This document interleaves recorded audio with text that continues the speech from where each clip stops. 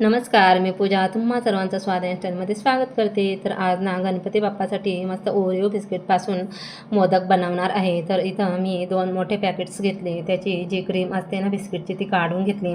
आता काजू बदामाचे बारीक बारीक तुकडे करून क्रीममध्ये मिक्स करून घेतली. आता एका मोठ्या मिक्सरच्या भांड्यामध्ये सगळी बिस्किट घालून त्याची पावडर तयार करून घेतली. आता एका बोलमध्ये सगळी पावडर काढून घेतली. त्याच्यात लागेल तसं दूध घालून मी गोळा तयार करून घेतला.